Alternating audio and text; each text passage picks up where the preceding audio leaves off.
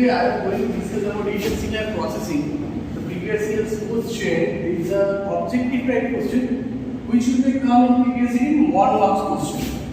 Okay, so at first I am going to discuss the first question is appending 0 to a sequence in order to increase its length is called, this is called as zero pattern.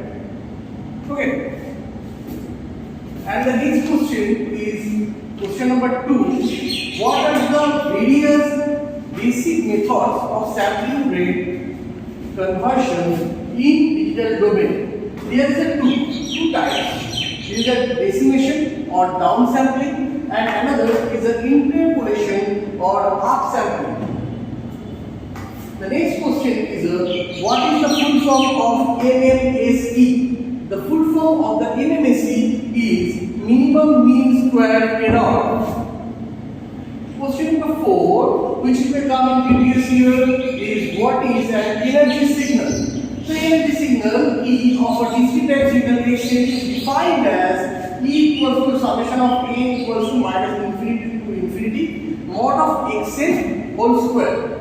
If energy E of a discrete time signal is finite and non-zero, then the discrete time signal is called the energy signal. Here there is a two types of signal. That is, one is the energy signal and another is a power signal. But here I am going to discuss about the energy signal. Okay. The next one is what is the another term used for two-side Z transform? This term is a bilateral Z transform.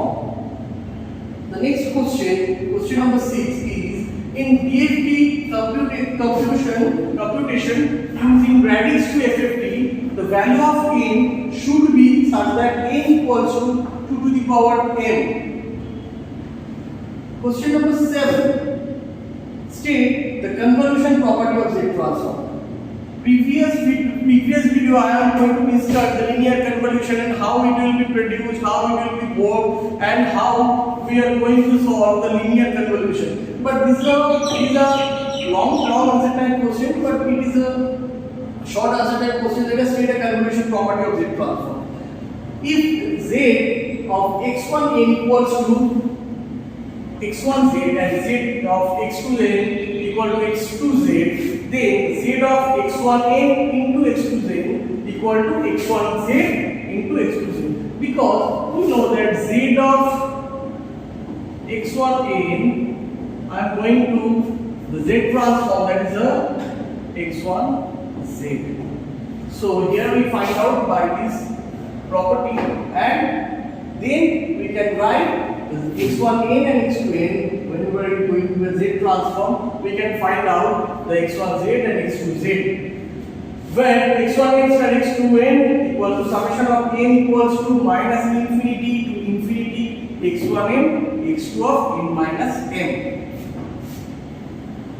Question number 8. The convolution of FFT is called, what is the FFT? The full form of FFT is a fast Fourier transform. So what is the convolution of FFT? Is called a fast convolution. Question number 9. The phenomenon of high frequency components according to the identity of low frequency components is called aliasing. There is a two types, that the aliasing and non-aliasing. Whenever the frequency components according to the identity of the low frequency component is called the aliasing. What is the stationary process? When a distribution does not change with time, then it is called a stationary process.